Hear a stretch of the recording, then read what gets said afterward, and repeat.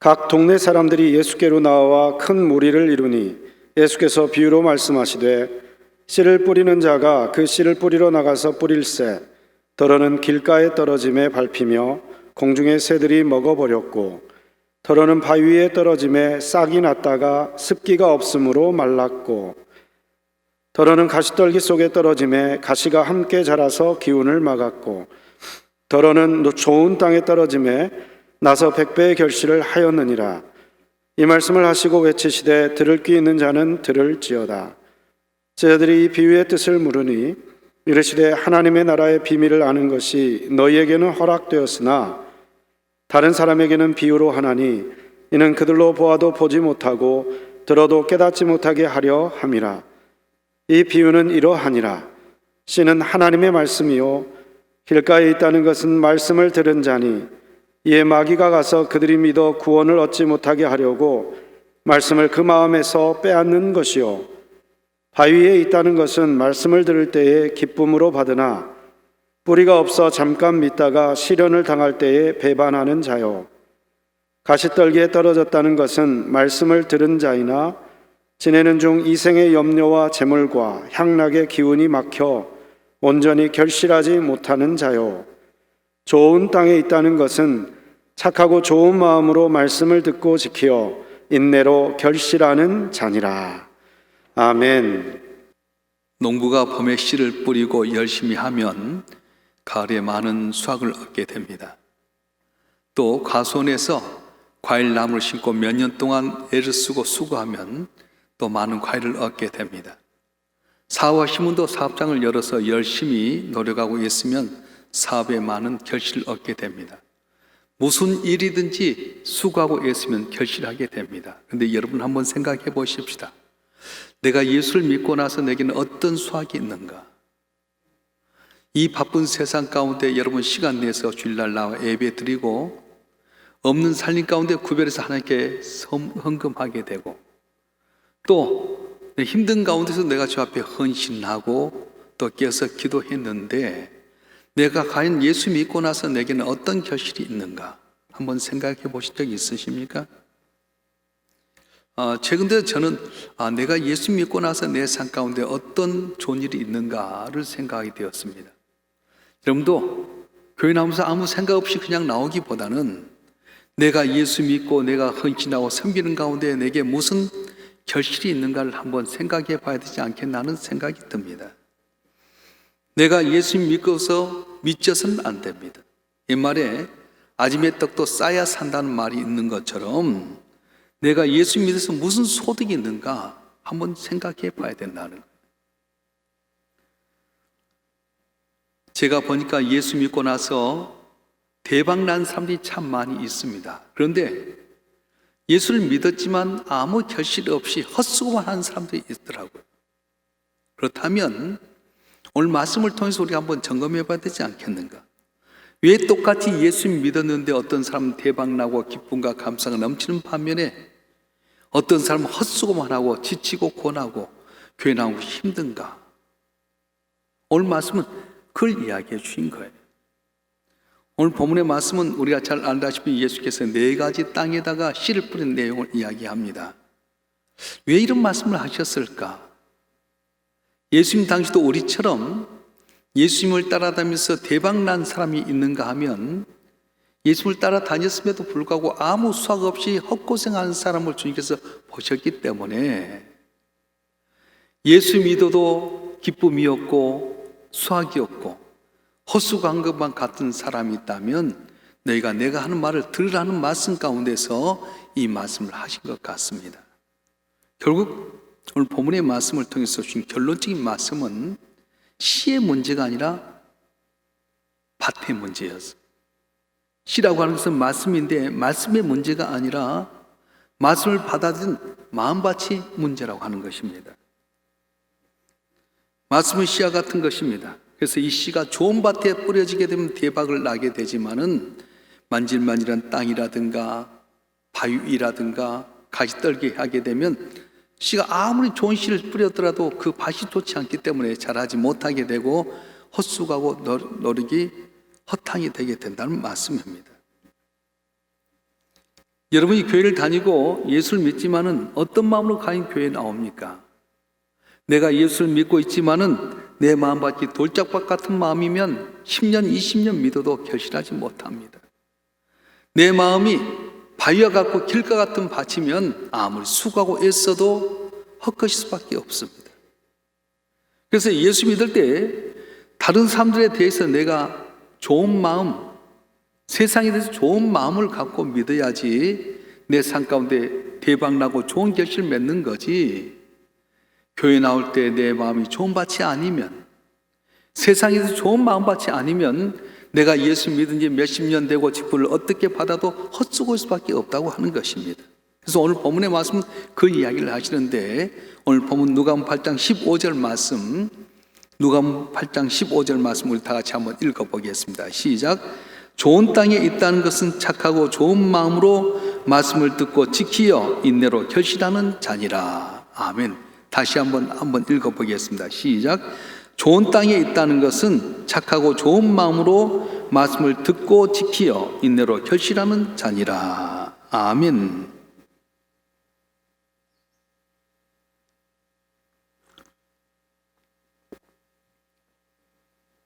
씨는 뿌려졌는데, 말씀에 씨는 뿌려졌는데 길가 같은 밭, 바위 있는 밭, 아니면은 가시떨기 있는 밭에는 열매를 맺지 못한다. 근데 좋은 땅에 뿌려진 것은 백배의 결실을 맺는다. 자, 그럼 이 말씀을 쉽게 풀어보면, 첫째로는 좋은 땅에 있다고 하는 것은 착하고 좋은 마음으로 말씀을 드려야 한다는 그런 말씀입니다. 우리가 교회를 다니는 것, 마음이 중요합니다. 예배당에 나올 때 마음이 참 중요합니다. 착하고 좋은 마음으로 말씀을 드려야 됩니다. 마음이 좋지 않으면 아무리 좋은 말씀도 소용이 없습니다.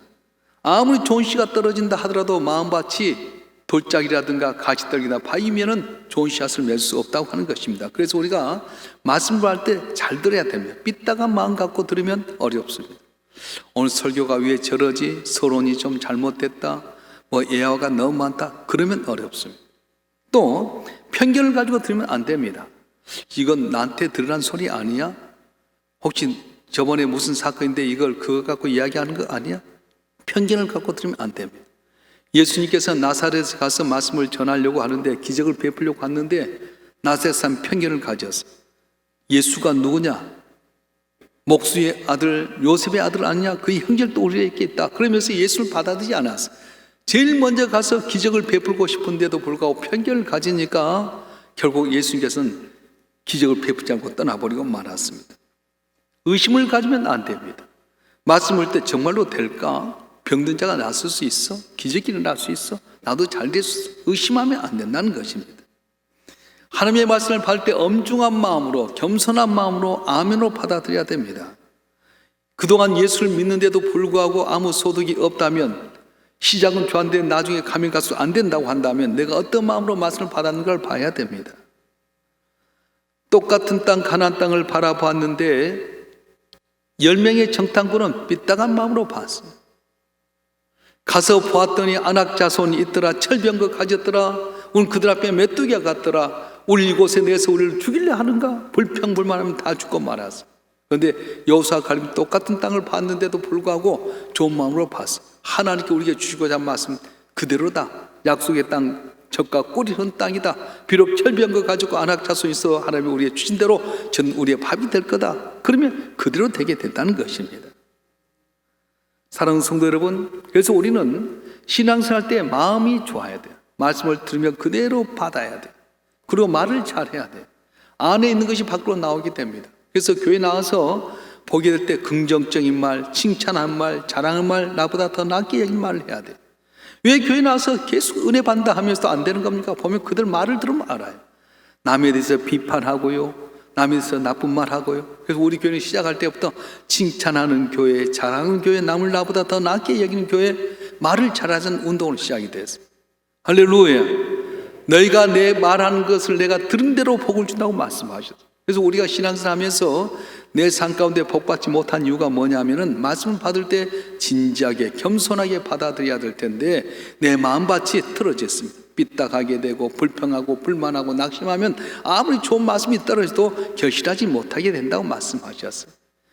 지금까지 내가 열심히 노력하고 애썼는데도 불구하고 내 삶 가운데 대박나는 일이 없다면, 성경에 나온 모든 믿음의 선지들이 말씀을 잘 받고 순종해서 결실했던 것처럼 내 삶이 그러지 못한다면, 이번 기회를 통해 내 마음밭을 갈아엎고 내 귀가 열려지게 되게 되고 말씀을 잘 받아서 승리하는 우리 모든 성도들 되길 주로 축원합니다.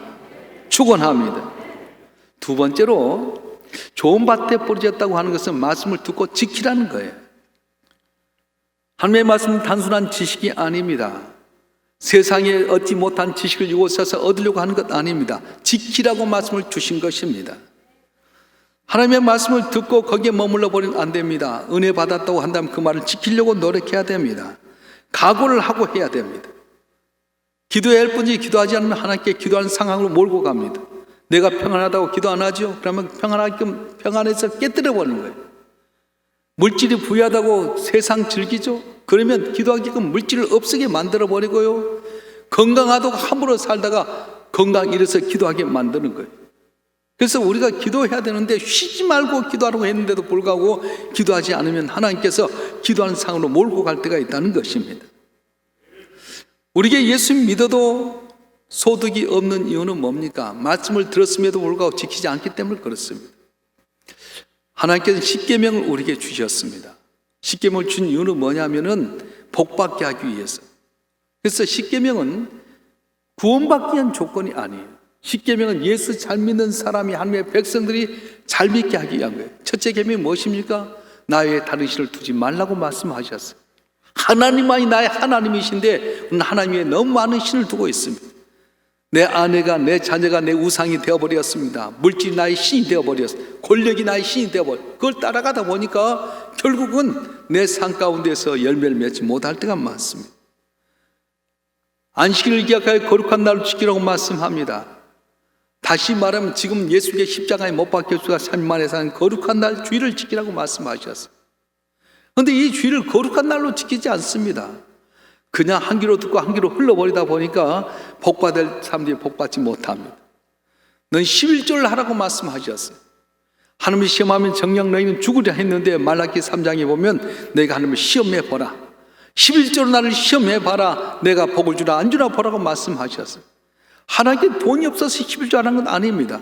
모든 것이 내 것인 걸 주장하고 인정하고 네가 10분의 1을 나에게 줌으로 말미암아 네 것이 내 것이라고 하는 걸 인정한 거다 말씀하셨어요. 왜 우리 삶 가운데 복받지 못하는 겁니까? 온전한 11조를 하지 못하기 때문에 그렇다는 거예요. 성경에 나온 위대한 인물들이 처음부터 잘난 건 아닙니다. 실수투성이었습니다. 넘어질 때도 있습니다. 그런데 온전히 하나님 신뢰했더니 아브라함도 본토 친척 아비를 떠나서 갔다가 애굽 땅에 내려가는 실수도 범했지만 부자 되게 만드셨고요.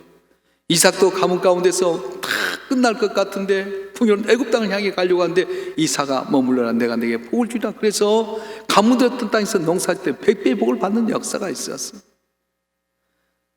요셉도 애굽 땅 종로 팔려가서 길이 없었지만 끝까지 하나님에 대한 신앙을 갖고 지켰더니 하나님께서 애굽의 국무총리되는 은혜를 주셨던 것입니다. 사랑하는 성도 여러분, 주께서 우리에게 명하신 말씀은 우리에게 복 주시기 위한 거지 무거운 짐을 주려고 하는 것 아니에요. 온전히 줄 성사는 우리 모두가 되길 주여 축원합니다. 하나님이 나의 주님을 깨닫고 하나님 한 분만 바라보고 온전한 11조를 통해서 여러분 사업장이, 여러분 직장이, 가정이 차고 넘쳐서 베풀고 나눠주는 축복의 통로가 되길 주여 축원합니다. 할렐루야. 좋은 밭에 심어졌다고 하는 것은 좋은 마음으로 말씀을 듣고 지키되 인내하고 결실하라는 말씀이에요. 오래 참아야 결실할 수 있습니다. 이 부분에서 저와 여러분이 걸리게 된 겁니다. 처음에는 착한 마음, 좋은 마음으로 말씀을 듣습니다. 그리고 그 말씀을 지키려고 작정까지 합니다. 그런데 이것이 가다 며칠 안 가서 다 포기해버리고 행하지 못할 때가 많습니다. 왜 이렇게 우리가 오랫동안 믿지 못할까? 기도 생활도 좀 오랫동안 했으면 좋겠고 헌신도 끝까지 했으면 좋겠고 믿음 생활도 끝까지 했으면 좋을 텐데 왜 그러지 못할까?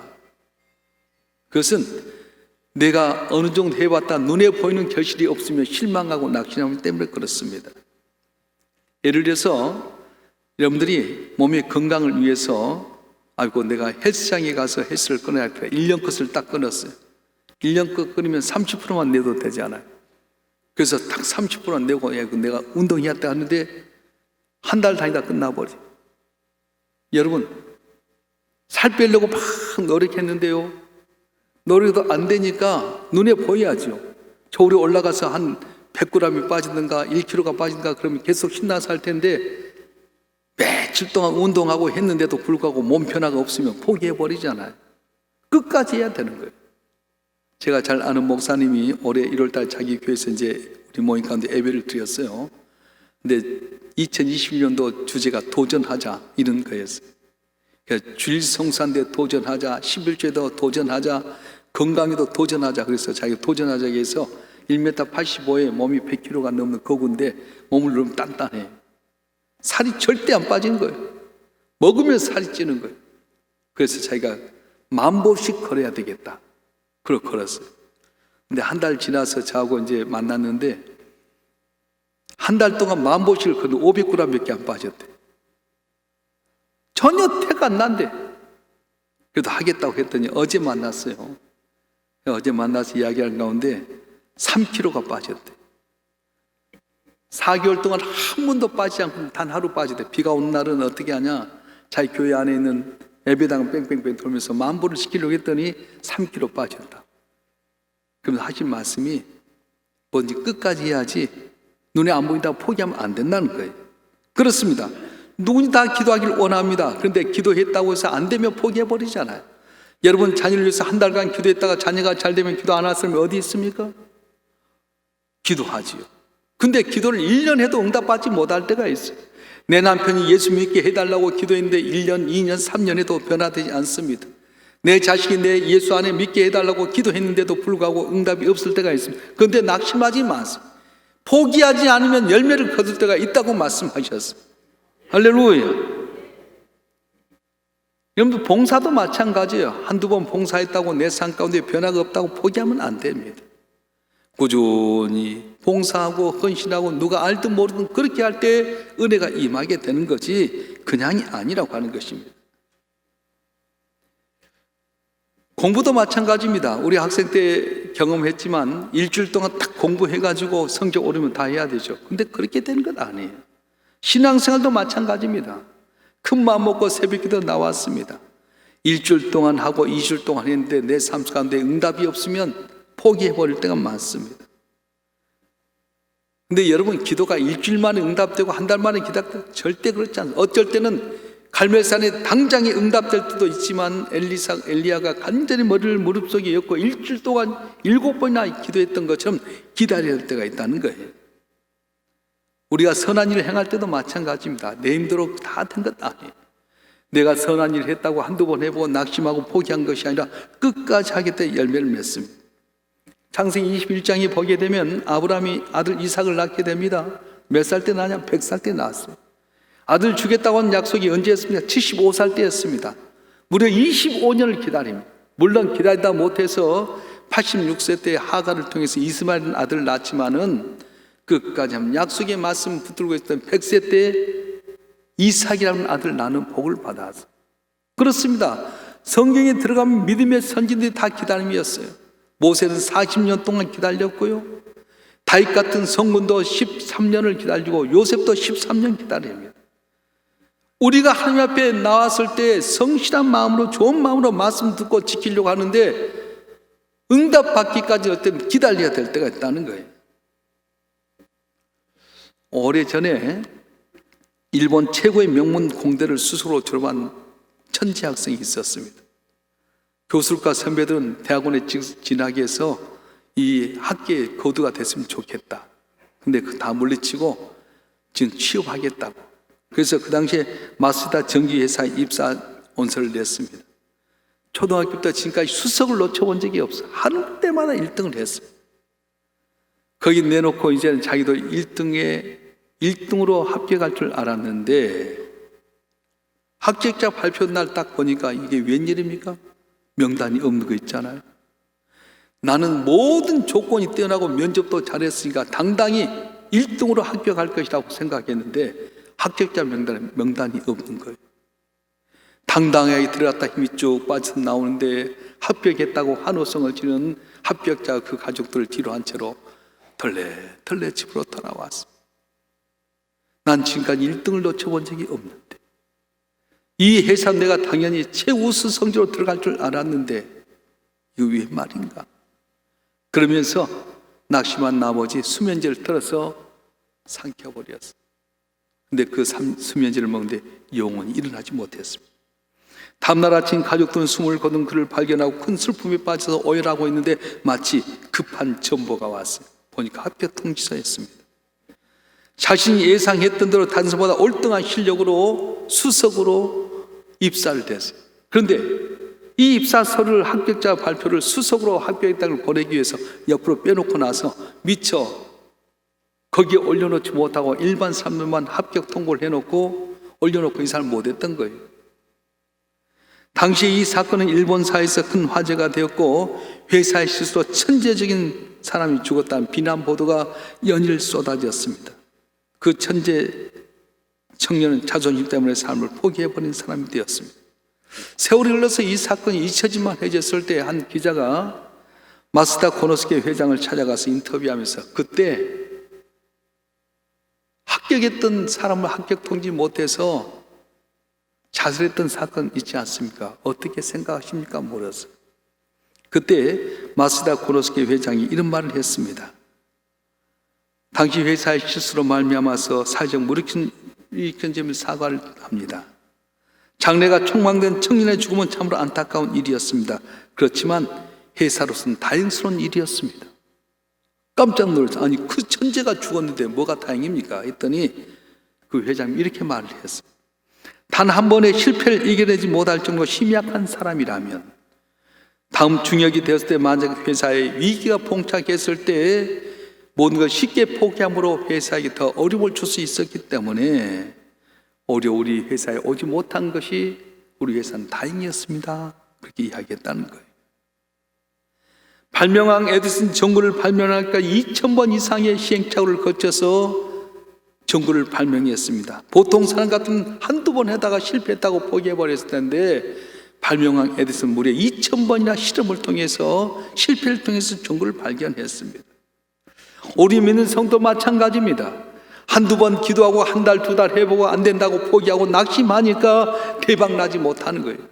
하나님은 아들 예수 십자가에 못 박혀 죽게 우리 사랑하셨습니다. 죽은 자 가운데 다시 살게 하시고 보혜사 성령을 통해 우리가 함께하고 세상 끝날까지 복을 주려 했는데 우리가 좋은 마음을 갖고 말씀 받지 못하고 지키지 못하고 기다리지 못하기 때문에 고난과 어려움이 있게 된다는 거예요. 제가 어제 이 설교를 준비하는 가운데 우리 친구들 가운데 밴드가 있어요. 근데 친구 목사 한 분이 밴드에다가 동영상 하나가 은혜스러운 동영상을 보냅니다. 여러분 은혜 받으세요. 보내세요. 오늘 내가 설교했던 거 한마디로 보내준 영상이더라고요. 한번 보시면 은혜가 될 줄 믿습니다. 동영상 준비해 주세요.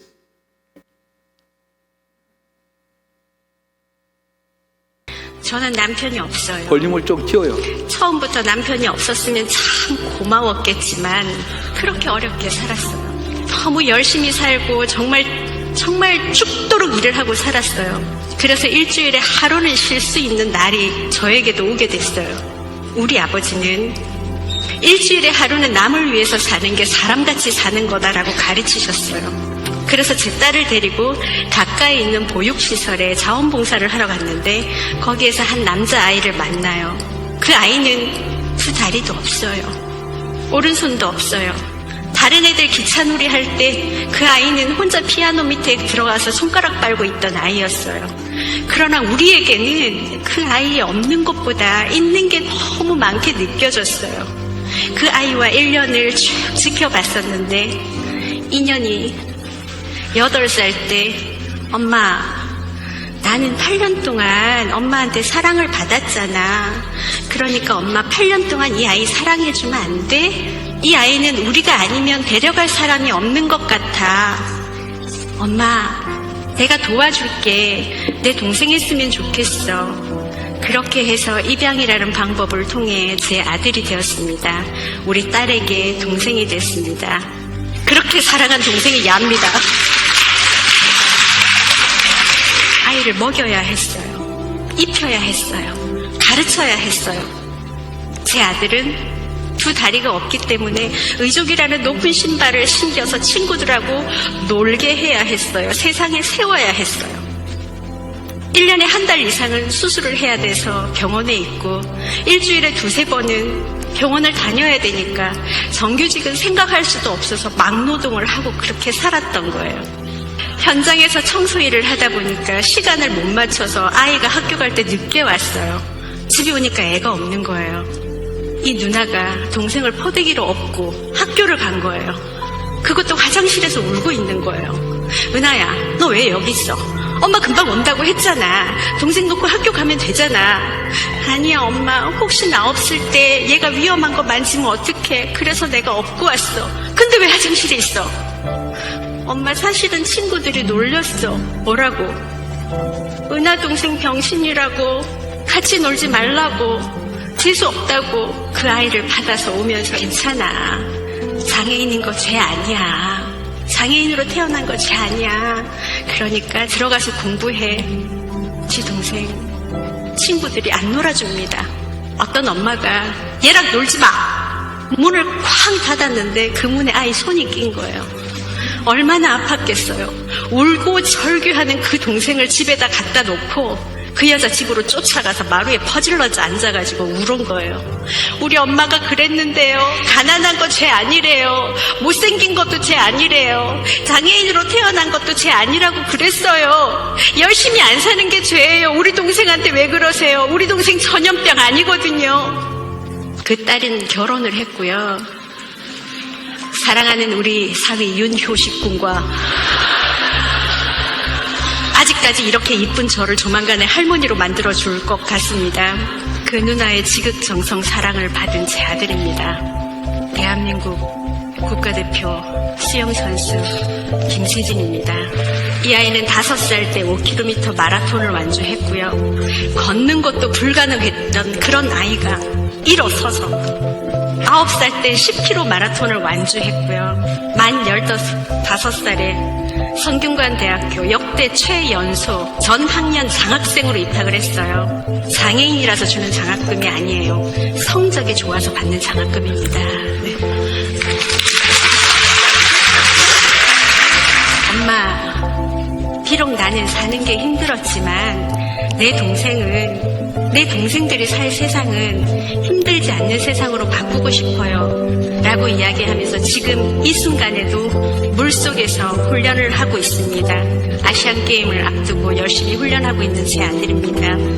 이미 세바시 365회에 출연해서 본인의 이야기를 담담하게 했던 아이입니다. 제가 오늘 여기 나간다고 하니까 저한테 엄마 내가 선배인 거 알지? 왜 니부동 파가면서 그렇게 어려운 길을 선택했냐라고 사람들이 많이 물어봤지만 저는 할 줄 아는 게, 내가 할 수 있는 게 아이들에게 기회를 주는 일밖에 없었어요. 하고 싶니? 그래 해. 그래 최고로 해. 우리 아이들은 그 기회를 기적으로 만들어내고 그 기적으로 많은 사람들에게 기쁨을 주고 있습니다. 늘 일하는 엄마여서, 늘 함께 해주지 못하는 엄마여서 미안했지만 우리 아버지의 말씀처럼 우리 아이들은 이 나라를 대표하는 아이들이 되었고요. 지금 일을 하고 있으면서 아이들을 키우면서 2배의 노력, 4배의 노력으로 살고 있는 이 땅의 모든 일하는 것이 행복한 엄마들은 대한민국을 대표하는 국모가 아닐까 생각합니다. 그렇습니다. 육신의 아버지가 일주일 가운데 하루 남을 위해서 살아라. 그래서 8살 된 딸을 데리고 보육원에 갔습니다. 남편이 있었으면 좋겠지만 남편이 없는 가운데 혼자서 이를 데리고 보육원에 가서 돌봤는데 남들은 다 없는 것만 봤지만 이들은 있는 걸 보았어. 2 다리 없고 오른손이 없는 걸 본 것이 아니라 하나 있는 남아있는 손을 보고, 그래서 그 8살 어린 딸이 나는 엄마한테 8년 동안 사랑받았으니 쟤는 아무도 돌봐주지 않을 것 같아. 엄마 쟤에게 8년 동안만 사랑해주면 안 될까? 입양이란 과정을 거쳐서 아들로 삼았습니다. 그분 말씀한 거 보셨죠? 인물도 좋고 똑똑한데도 불구하고 이 어린애를 키우기 위해서 정규직 직장을 갖지 못하고 매일같이 어려운 일당을 벌면서 살아갔습니다. 그래서 항상 그 애를 위해서 살아가는데 가능성을 보았습니다. 하고 싶으면 그래 해라, 최고를 해라. 남보다 2배, 4배 열심히 해서 이 애가 5살 때 5kg짜리 마라톤을 완주하게 되고 15살 때 성균관대에 4년 장학금이 됐는데 장인이서 받는 것이 아니라 남보다 더 노력해서 4년 동안 성적장을 받는 그런 은혜가 있었어요. 사랑하는 성도 여러분, 육신의 아버지가 했던 말을 갖고 했더니 정말 환경이 어려운 가운데 좋은 마음 갖고 받아들였더니 사랑하는 딸도 좋은 사람 만나 결혼하게 되고 두 발 없고 다리에 2다리 없고 오른손이 없는 그 아들도 우리나라 장애인 국가대표 선수가 돼서 있는데 하물며 전능하신 하나님이 독생자 외아들을 아낌없이 우리 길을 위해서 내어주신 그 하나님이 복되게 하기 위해서 말씀을 주는데 우리는 어떤 마음으로 받고 있습니까? 아직도 내 마음이 돌짝밭입니까? 박에 떨어진 밭입니까? 아니면 가시 떨게 있는 밭입니까? 내 마음을 갈아 엎으시길 바랍니다. 좋은 마음으로 말씀을 아멘으로 받아들이고 순종하려 하고 있고 비록 내가 순종했음에도 열매 맺지 못했을 때 인내하면서 기다리게 되면 하나님 능하신 손 아래서 겸손해라. 때가 되면 늘 높이려고 했던 주의 말씀이 우리 가운데 임할 줄로 믿습니다. 코로나 시대에 핑계대지 마십시다. 모든 대로 거기서 열심히 하나님 앞에 더 껴서 기도하고 나올 수 있으면 나와서 하나님께 예배하되 더 기도하고 섬기고 충성하고 때가 될 때까지 주님 의지하고 살아가게 되면 신앙의 선배들이 그 어려운 환경 가운데 대박난 인생을 살았던 것처럼 우리 삶도 대박난 인생, 승리하는 인생, 역전한 인생이 되어질 줄로 믿습니다. 이런 귀한 복이 여러분 가운데 임하기를 주님으로 축원합니다. 기도하겠습니다.